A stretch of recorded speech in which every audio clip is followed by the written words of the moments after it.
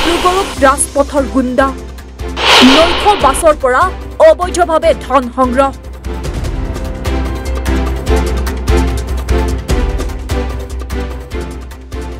ডিব্ৰুগড়ৰ পৌৰ নিগমৰ নামত দিবা নৈশ বাছৰ পৰা ৰাষ্ট্ৰীয় ঘাইপথৰ ওপৰত টকা সংগ্ৰহ একাংশৰ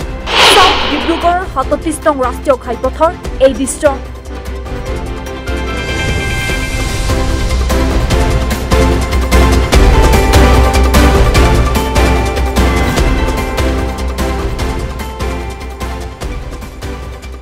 ৰাজপথত ডিব্ৰুগড়ৰ পৌৰ নিগমে টকা সংগ্ৰহ কৰাৰ অনুমতি দিলে নেকি ডিব্ৰুগড় কনভয় ৰোডৰ বাছ আস্থানৰ লেচিক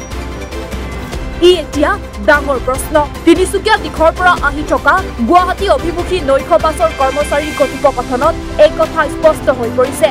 আহকচোন এইবাৰ শুনি চাওঁ কি আছে এই কথোপকথনত কনভয়টো কি হয় হাইৱেত কেনেকৈ পইচা তুলিছে আপুনি হাইৱেত কেনেকৈ পইচা তুলিছে মালিকে কৈছে আপোনাৰ নামটো মোৰ নাম হা ৰকি মালিক কোন হয় চাবৰি আছে আচাদকা আছে কোনে কৈছে তেখেতলোকে কৈছে তুলিব কৈছে হাইৱে ৰখি আপোনাক নাইট শ্ব'ৰ পৰা পইচা তুলিব কৈছে কেইটকাকৈ তুলি আছে সেইটো মই মাতি দিছোঁ আপুনি কথা পাতিলে কেইটকাকৈ তুলি আছে আপুনি তুলিছে কেইটকাকৈ তুলিছে হা গ্ৰাহক মাতি দিছোঁ কেইটকাকৈ তুলিছে আকৌ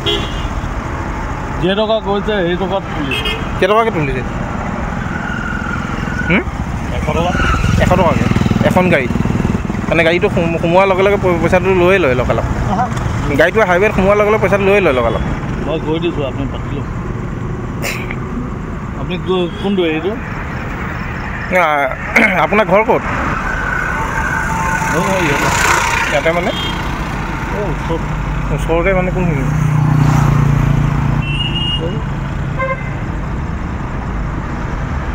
কোনটো এছ'চিয়েশ্যনৰ পৰা তুলি আছে আপোনালোকে এইটো মিউনিচিপালিটিয়ে পৰা তুলিছে মিউনিচিপালিটিয়ে মানে ইয়াত ৰখি পইচা তুলিবলৈ পাৰ্মিশ্যন দিছে নেকি মই ইমান দূৰ নাজানো মই নতুন আহিছোঁ হা মই কোৱা বেছি দিন নাই হোৱা মোক কৈ যে উঠাই দিবলৈ মই উঠাই দিছোঁ মিউনিচিপালিটিৰ পৰা উঠাই আছে কিমান দিন হ'ল আজি উঠাই থকা মোৰ আজি 15 দিন হৈছে আপোনাৰ 15 দিন আৰু ইয়াৰ আগত মানে বেলেগে তুলি আছিলে বেলেগে হয় আপুনি ঠিকেই শুনিছে এয়া বাছৰ কৰ্মচাৰীৰ কথোপকথন দিনে নিশাই ৰাষ্ট্ৰীয় ঘাইপথৰ ওপৰত বাছৰ পৰা কৰ সংগ্ৰহ একাংশৰ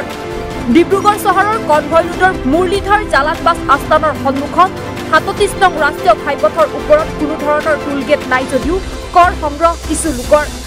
ৰাষ্ট্ৰীয় ঘাইপথে অহা উজনি নামনি দিশৰ পৰা নৈশ বাছৰ পৰা ৰাষ্ট্ৰীয় ঘাইপথৰ ওপৰত এই কৰ সংগ্ৰহ কিছু লোকৰ ডিব্ৰুগড় পৌৰ নিগমৰ ৰচিদি লৈ ৰাষ্ট্ৰীয় ঘাইপথৰ ওপৰত এই কৰ সংগ্ৰহ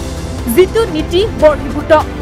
ৰাষ্ট্ৰীয় ঘাইপথৰ ওপৰত কোনো বাহনৰ পৰা কৰিব নোৱাৰে লেচিয়ে কৰ সংগ্ৰহ কেৱল বাছ আস্থানত প্ৰৱেশ কৰিলেহে কৰিব পাৰে এই কৰ সংগ্ৰহ প্ৰশ্ন হয় এনেকৈ সংগ্ৰহ কৰা খমখমীয়া টকাৰ গৰাকী কোন হয় পৌৰ নিগমৰ নাম ল'বলৈ কোনে অনুমতি দিলে এই সকল লেচিক কাৰ সাহসত ডিব্ৰুগড় পৌৰ নিগমৰ ৰচিদ লৈ সংগ্ৰহ কৰে গুণ্ডা টেক্স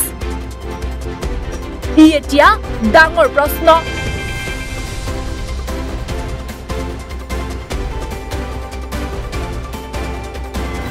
মই 2-3 দিনমান দিয়া নাছিলোঁ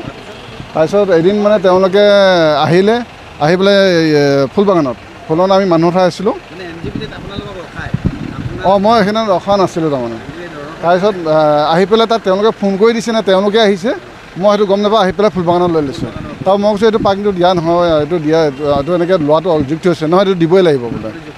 হয় বোলে দিবই লাগিব লৈছোঁ নাই তেনেকৈ মানে হেৰি নহয় দিবই লাগিব বুলি কয় আৰু দিবই লাগিব হয়